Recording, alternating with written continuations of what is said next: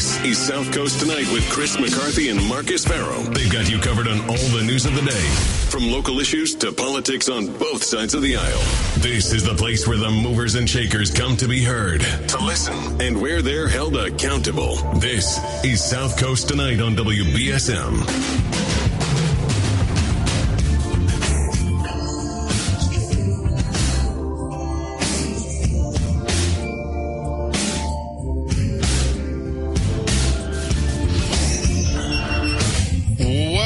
Welcome to South Coast Tonight. I'm Marcus. Chris will be back Friday, but I'll be joined by you in this hour at 508-996-0500.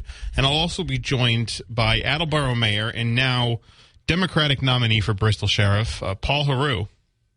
Hi, Mayor Heroux. How are you? Hey, Marcus. Thanks for having me back on. Absolutely. So congrats on your, I think, pretty clear victory. It looks like it's about 9-10 point victory in the Democratic primary. Why do you think you were successful? What do you think resonated with the primary voters in Bristol County? Well, I think primary voters who voted for me or Nick or George all want change in Bristol County. And they basically were persuaded for one reason or another to vote for one of the three of us. And I think our messages were all fairly similar. Really, we should be focusing on rehabilitation. We should be trying to improve the conditions in the jail for the people who work there. And, all three of us really have a message of being smart on crime rather than tough on crime, because tough on crime is just sort of, a talking point. So I think the difference was I have an excellent, well-organized team, people who have grassroots experience in campaigning, people who know how to get out there and knock on doors, do phone banking, sign holdings at busy intersections, all of the traditional elements of a campaign. And, they're motivated. They're not volunteers who just say, yeah, I'll sign up, I'll do that, but then never do. No, these people are out there working. And so, I couldn't have won without them. Even if I had knocked on the 11,000 doors I did, without them, I would not have won. So I think, I think the decisive victory was probably because of the doors, but the victory itself it belongs to the team. We're speaking with Attleboro Mayor Paul Heroux, who's now the Democratic nominee for Bristol County Sheriff, facing Tom Hodgson in the fall. I do want to talk about, you said you had similar messages. Nick Bernier has said that you've gone too far left. Now, I had you guys in studio. You all agreed to support each other in the general, but apparently somewhere between then and the following day, when they got a mailer that they didn't like, you went too far left, and he says he's not going to endorse you. What's your reaction to that? Yeah, it's whatever. It's, as far as the going too far left, Nick is the one who had said that he doesn't support solitary confinement at all. And there is a place for solitary confinement if an inmate is going to be a harm to themselves or a harm to someone else. Yeah. So Nick's position on that issue, and it's a very important issue, was actually to the left of me. He had said he wanted the endorsement of BCCJ. He didn't get it. I did. And that's a, pretty progressive organization. And so, I don't really know what he's talking about. I don't either. It really doesn't matter.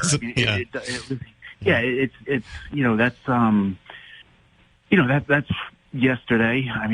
He is upset with that mailing that I did, but I've heard you and Ted talk, and the mailing, as you and I have talked about, and other people, it wasn't a negative piece.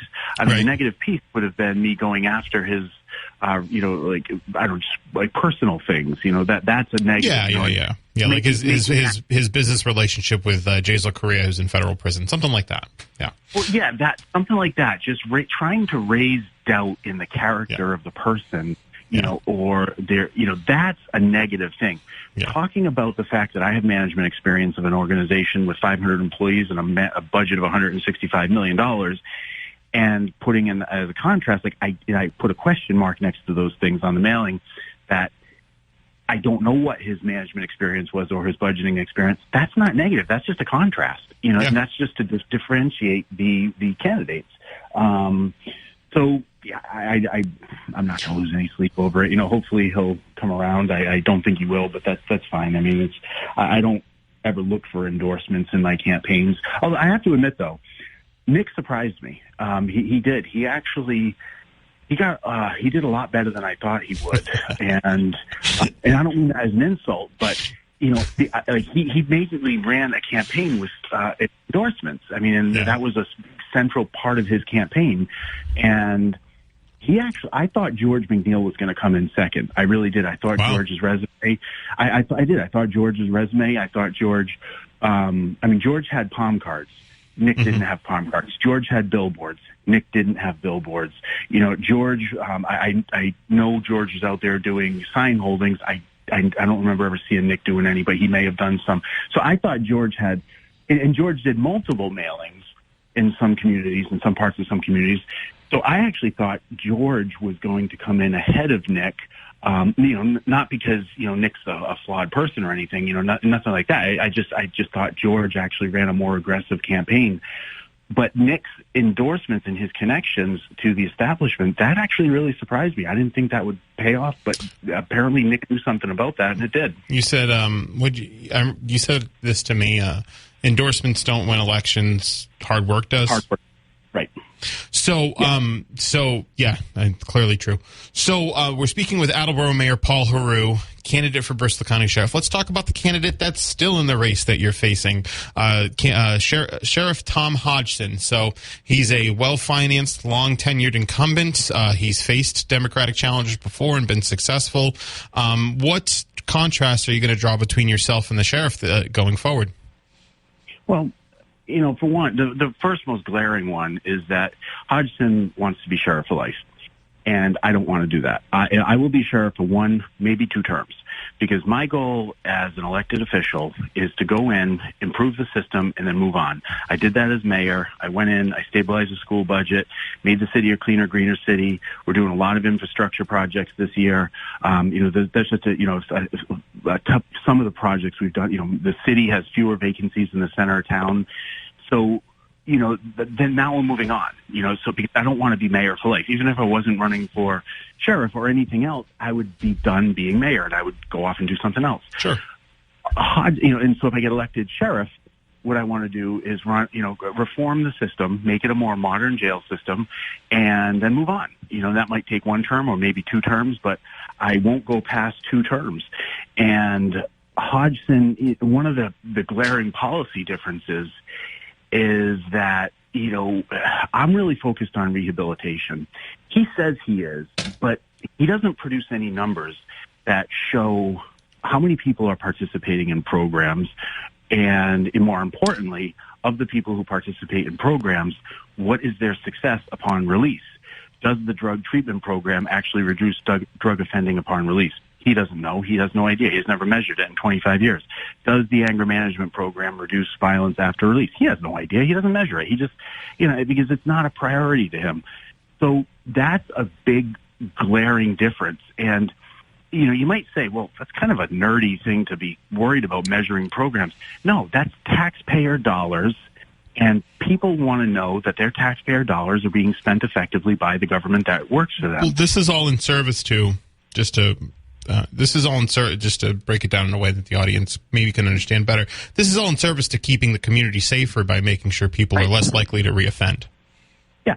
So Hodgson has the highest rate of recidivism in the state.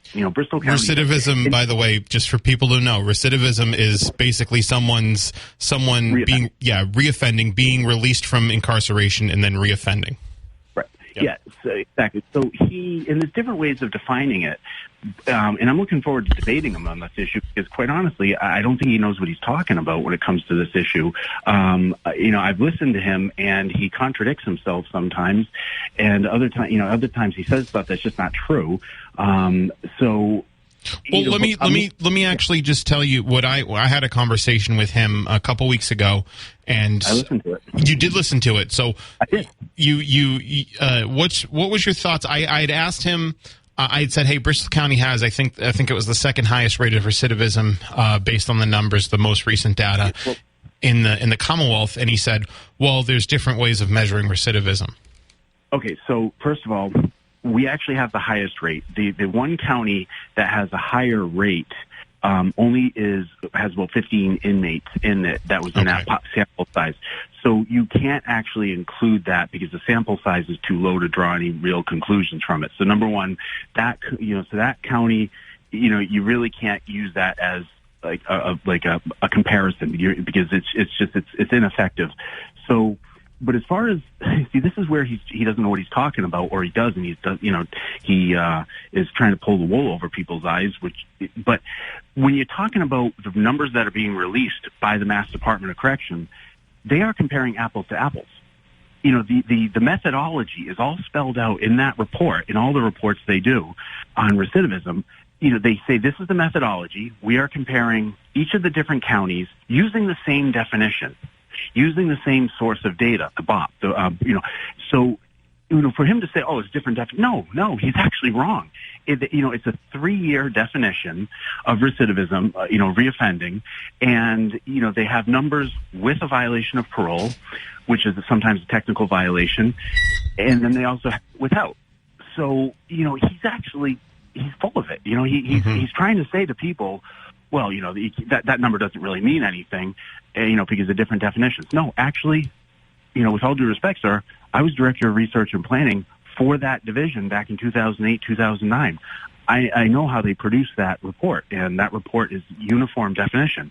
He likes to say it's different because that's a deflection, but, he actually holds the distinction of having the highest rate of suicide, among inmates in the state as well. And that's a body is a body, So I mean, what does he say about that? Oh well, just I don't know. I mean, like what is his excuse for that? I'd like to hear that. But recidivism is a highly technical and nuanced measurement, and there's different ways to measure recidivism. None of which I think he knows how to do, and that's the chief job of a house of correction. Are you correcting the behavior? Well, chief after keeping the people locked up and not letting them out, right. That's the main job, But, it's after that, it's making sure that the people are better off when they're released. I would say he has failed at that, and evidence of that is the highest rate of recidivism in the state.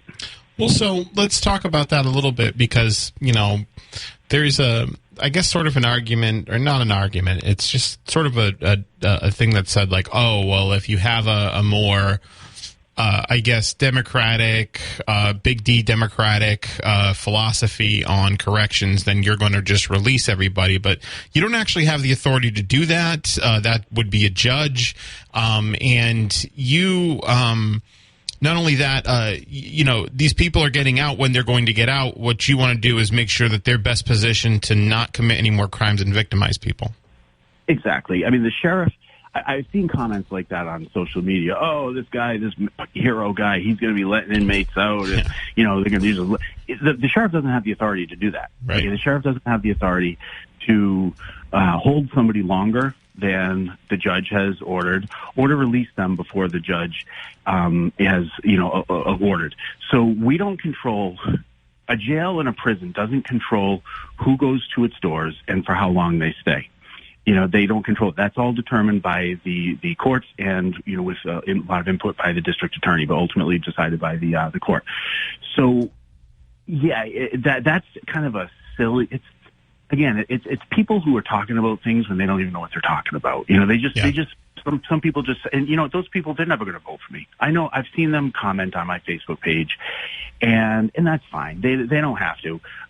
But they're going to vote for Hodgson just because, I'm a tough guy and nobody's tougher on crime than me. Well, how much of a good rehabilitative environment are you offering if you're acting like that tough guy and, you're stressing people out as they're participating in like a drug treatment program or a mental health program. I mean, I'll tell you, the clinicians, and I have a degree in psychology, the clinicians, they're going to say, no, this is counterproductive, trying to interfere with rehabilitation. And I'm not talking about running a country club. There's ways you can hold people accountable. I'm talking about running an institution where rehabilitation is really offered, not just talked about because it's campaign season. We're speaking with Attleboro Mayor Paul Heroux, who's now the Democratic nominee for Bristol County Sheriff, facing Tom Hodgson this fall.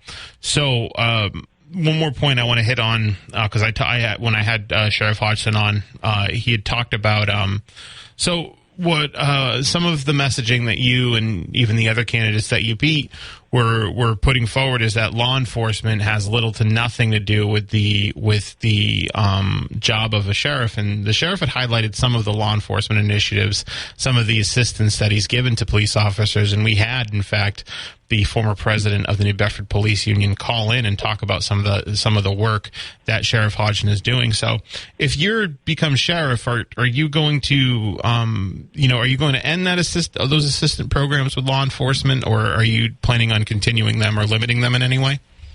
The main job of a Massachusetts sheriff is to run a county jail. Care, custody, control, and rehabilitation. That's the main job. A sheriff has limited law enforcement authority.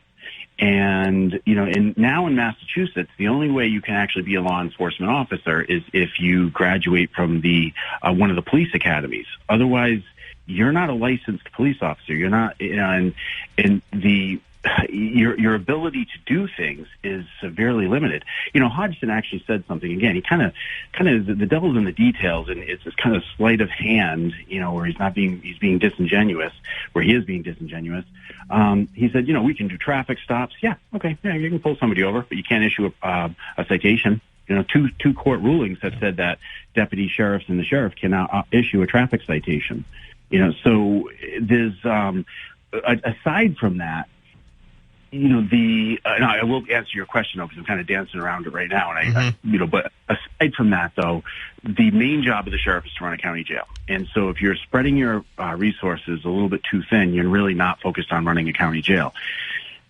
So when I took over as mayor, I succeeded somebody who was the second longest serving mayor in Attleboro history, Kevin Dumas. He was the youngest elected and second longest serving. And when I arrived, I didn't just start changing things. I didn't just start cutting things or firing people. I just laying people off. That's not what I did. When you have to go into an organization if you're new to it. I think it's worth noting, by the way, you didn't succeed him. You beat him in an election. You beat him. Yeah, that's right. Yes. So. Yeah. I won with 54%, and he had 46% or 45%, and so yeah, and I ran. And a lot of people asked me to run against him, and so I did, and I won that race. But when I became mayor, I was taken over after somebody who was mayor for 14 years. So most of the department heads he hired, and the institution, the city government administration was kind of looking more like his personality. So when I started, for the first several months, I started working towards some goals that I had, like stabilizing the school budget was one of them. But other things I would just watch, listen, learn, and listen to the department heads, find out why they do what they do. There's a reason for everything. Once you know the reason for something, then you can either keep it or change it.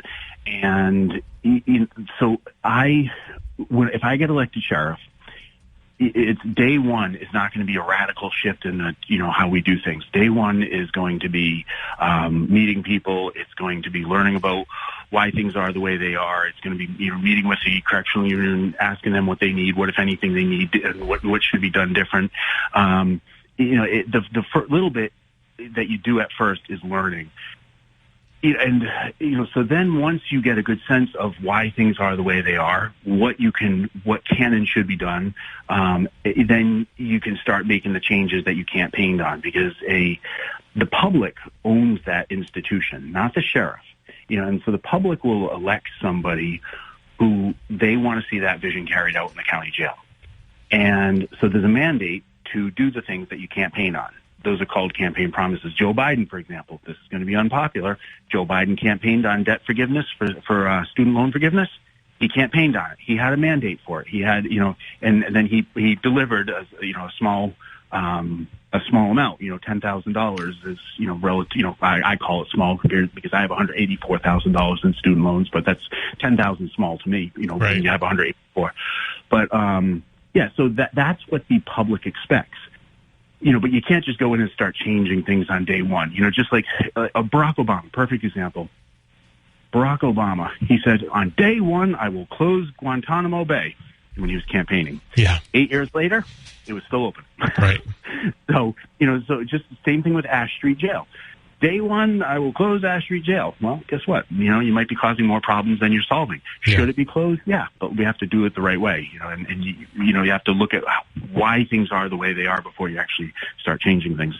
But there are some glaring differences between me and Hodgson that have to do with the overall atmosphere of the jail, and that's what I look forward to implementing.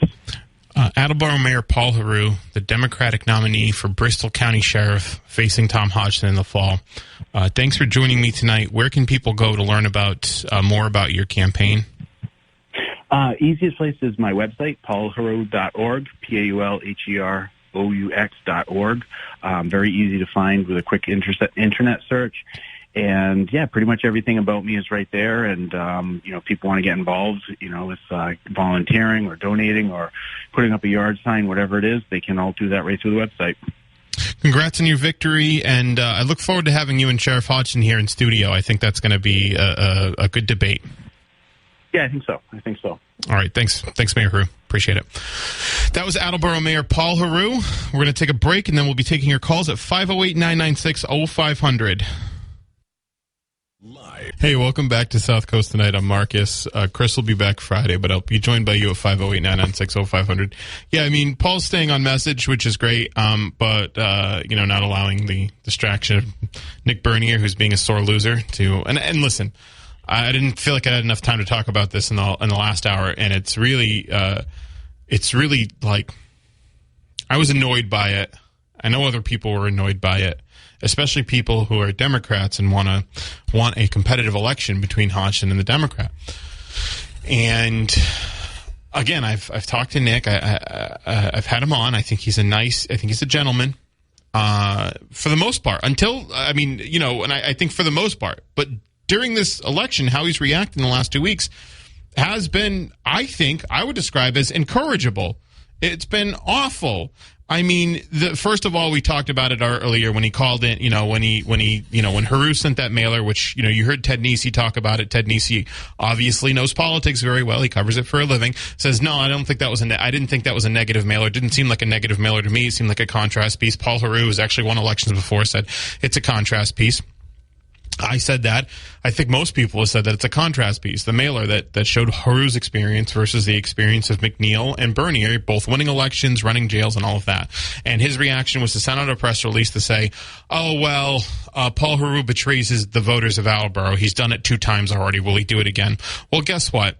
Attleboro voters clearly aren't that mad about Paul Heroux running for sheriff because he got 5 times the amount of votes Nick Bernier did in Attleboro in the Democratic primary. So, first of all, asking for a recount when you've got like a 2,000, 3,000 vote deficit is ridiculous in and of itself. But then to go on and say, if you're going to run this race, if you think you should be the sheriff for the next 6 years, and that Tom Hodgson should not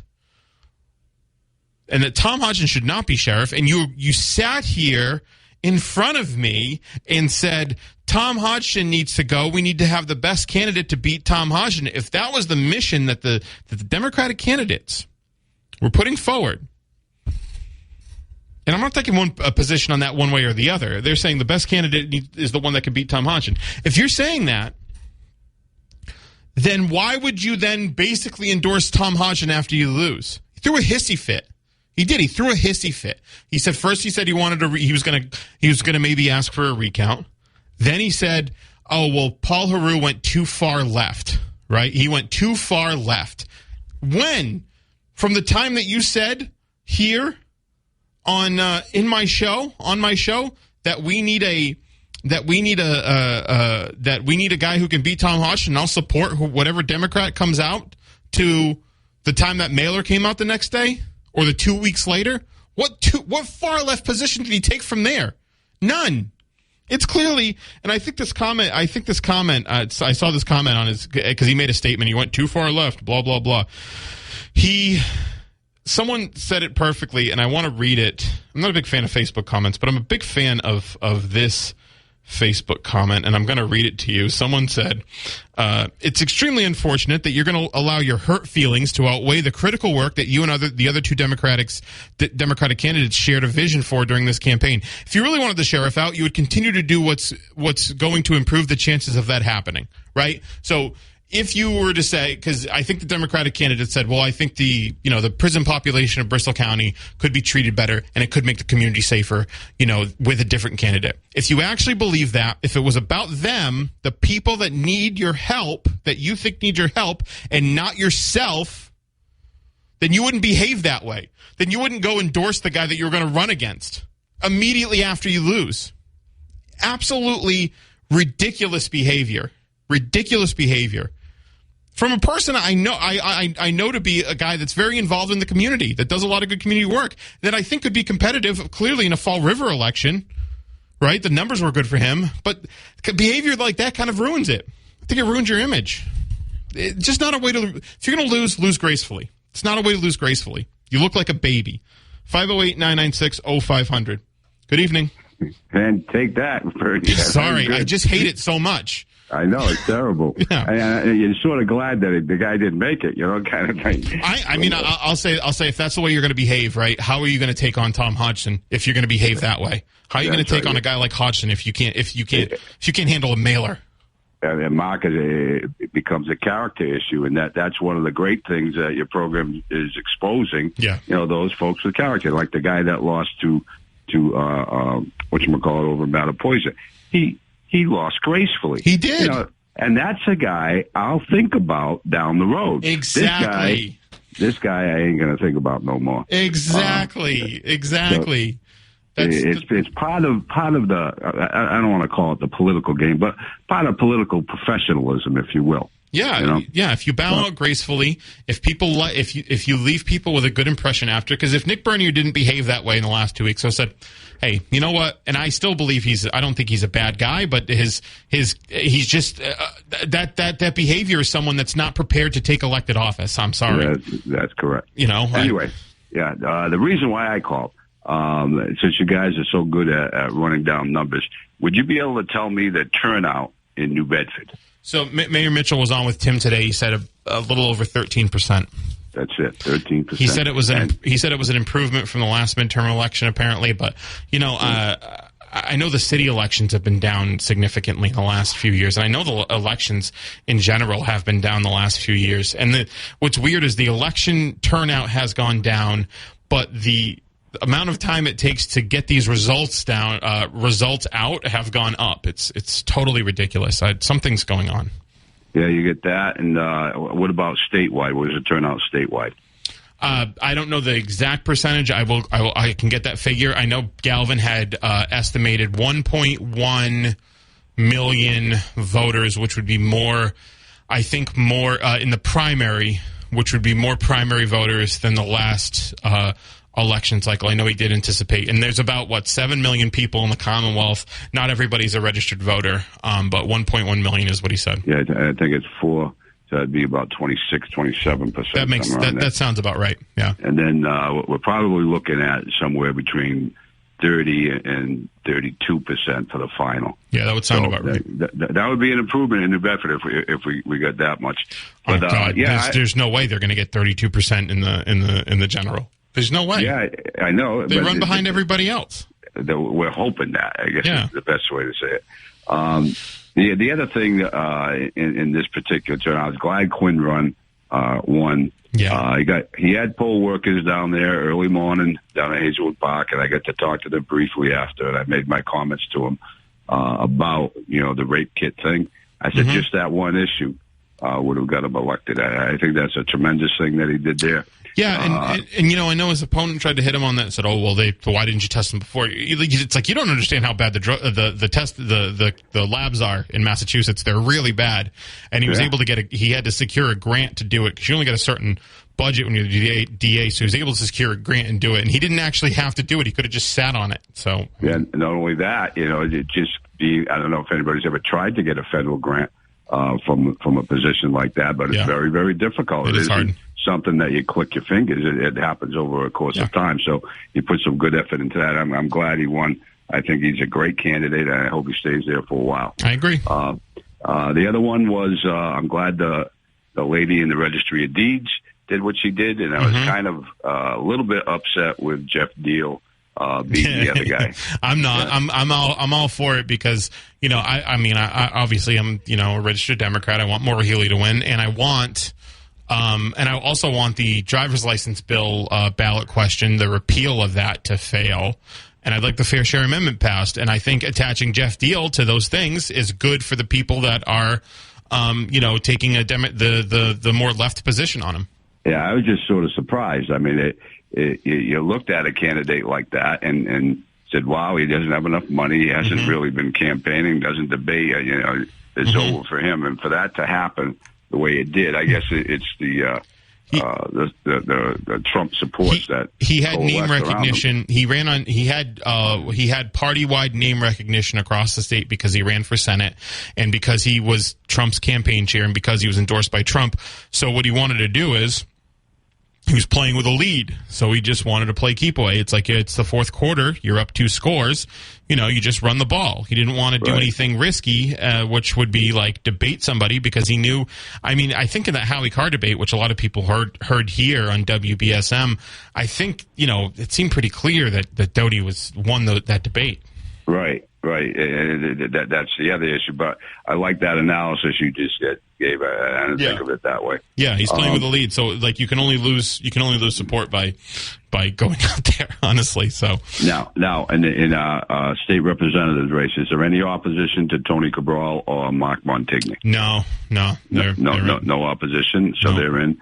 And then how about John Saunders? Any opposition to him? No, there was last time in 2018. There was a guy, I think his name was Frank Durant. I think he was from Attleboro, actually. He ran for county commissioner, but Saunders washed him. He got like 70% of the vote in the primary. So they're all in. Yeah. And then I was a little bit surprised of, what's her name, Campbell? Andrea Campbell. Yeah. I was surprised there. I thought that the other lady had done enough work. And I did get some mailers from Campbell, but I also got mailers from the other lady. I just thought that to have that job as Attorney General, it had to be a little bit more background substance, if you will, not so much just legislative branch government stuff. And I didn't think the lady had enough executive experience. Well, you look at Maura Healey. I mean, she was the civil rights chief of the Attorney General's office for some time before she ran for the job. She worked for Martha Coakley. So, I mean, I think you're right typically. But Andrea Campbell, is I think it's also kind of an administrative job. She was a lawyer for Deval Patrick, Boston City Council president. You can make the argument about qualifications and all that, but Andrea Campbell's name recognition in Boston, I think, was very, very strong. And she and you know what, Maura Healey, who had the job, who knows what the job entails, supported her. Endorsed her. Yeah, that's the big one. Not just endorsed her. I mean, really went out of her way to. She really wanted her there. She made those Kennedy, Lyndon Johnson style campaign buttons, on social media for her. Yeah. All good, but congratulations again. I thought the coverage was excellent. Well, we're getting an extra hour in November, so I'm excited. They're going to give it to you? Yeah. I talked to management. I talked to management today, and they both said. Good. I mean, they said that. That's I don't want to put the cart before the horse, but they told me it would be fine. And then the returns from New Bedford will be a little quicker, probably, right? Yeah, we'll see. All right, man. Good. All right, thanks, Tom. Appreciate it. Yeah, so those are all the results. And again, I wanted to bring up the primary thing in the Bernier stuff because I hated it. I hated everything about it. Like I'm not trying to harangue the person, but I just don't like that behavior, and I think it doesn't serve the people of the county well to behave in that way and to make comments about people's personal lives, like they're single and all of that. That was just crappy stuff on behalf of Bernier. It was crappy. And not becoming a political candidate. Again, I think he could cut his losses, cut bait and run for, clearly the numbers in Florida were good. Could have ran for city council. Maybe he still could. But I think a lot of people look at that behavior and say, sore loser. Look at Rick Trapillo. Rick Trapillo is the model for how you bow out of a race that you came up short in. He called in immediately after we were the first to report those numbers here at WBSM from Strauss's returns in Fairhaven. And based on Strauss's returns in Fairhaven, he had won that election. He got 73% in Fairhaven, 87% in Rochester. Then I had gotten a text from Bill Strauss after saying he got 73% in Fairhaven, 87% in Rochester. After that's the game, right? But as soon as that was reported that Strauss had won, right? As soon as we were able to get that to you guys, as soon as we could, you were the first to hear it if you were listening last night. Rick Trapillo called in and made a very nice concession speech and wished Bill Strauss well and he said it on my show too, he said he's going to vote for Strauss in the general election versus the Republican opponent because he understands the mission, right? If you are a Democrat and you want Democratic Party values, then you don't endorse the Republican because you lost, because you're a sore loser. Anyway, 508-996-0500. I'm going to take a break. 1420 WB. 0500. Good evening. Good evening, Marcus. Hey, how's it going? Oh, it's going. I was disappointed that saving Dole with Doty didn't work out and Jeff Deal took control of the Republican Party. Yeah. Where was Charlie Baker in all of this? Did he endorse anybody? No, I think he didn't want the albatross around his neck because Doty wasn't. I mean, Doty was a long shot anyway, so I don't think he wanted to put his weight behind it. I also think he's kind of think he's I don't want to read his mind, but you got to think Charlie Baker's a little bit disgusted with the state GOP, right? Because he's held the corner office there for 8 years. He was the most popular governor in the country. He would have easily gotten reelected, and they would have had the corner office for another 4 years. But but Jim Lyons and them decided to chase him out of the party, or chase him out of the election with Jeff Deal. So he's like, you know what? Screw it. Make you made your bed. Go lie in it. Do you think there is anything to fear from Jeff Deal? Nobody ever thought that Trump would win as president either. And, I think a lot of times that... Yeah, but Trump didn't win here. No, I mean, that's true. Trump didn't win here. But could we have the same thing here with Deal? I hope not. I'm no. not a Trumpist, I just hope, Maura Healey just doesn't think, oh, it's in the bag, and maybe somehow this guy slips in like Trump slips in nationally. I mean, I just don't see it. I mean, Deal can't even raise money. $16,000 I think he's getting. Yeah, that's pathetic. Where's Trump to help him with some of that cash? That's like sad for a city council running for re-election, honestly. That's pathetic. That's a pathetic amount of money. So I know. He's dipping into the public financing account. He can't run his kid. It'd be one thing if it was like a Glenn Youngkin who, Glenn Youngkin is a personally wealthy guy, works as DC insider, could tap into a large donor base. But he's not. He just doesn't have the. He doesn't have the resources. My question: why doesn't Trump slip him some cash? No. I don't know because apparently. I don't know if Trump slips anybody cash. I don't think that's a thing he does. I think Trump slips himself some cash. Yeah, that's about it. Trump's looking out for himself. I don't think. Well, I was disappointed because I would have liked to seen a more moderate Republican in that office rather than if this Deal guy gets in there, the big deal. I don't know. I just hope Maura Healey doesn't take him too easily, and you end up having some sort of upset that I can't even foresee. Yeah, no, I just don't see it. But I guess anything can happen. I did talk to somebody who's involved in the state GOP. They said, "Oh, there's stuff on Maura that hasn't come out because she's had an easy primary." Yeah, whatever, man. She's got 30-point lead. It'd have to be real bad. She'd have to have stolen the Lindbergh baby or something. Let me ask you another question. What happened to Dempsey with the young lady there? DeZoglio's a force. I mean, she's just a very strong campaigner. She's won elections before. She was a state rep for 8 years. Won a Senate election. She got a ton of organized labor support, which always leads to campaign support because labor unions, if they really strongly support you, they go knock doors for you. She's I think a fantastic political talent. It's got a great personality. What was the difference in the votes there, percentage wise or number wise? Do you know? It was like 54 to 46. Hey, I'm up against a hard break. I got to take it. Thank you. Guys. All right. 180. What's up?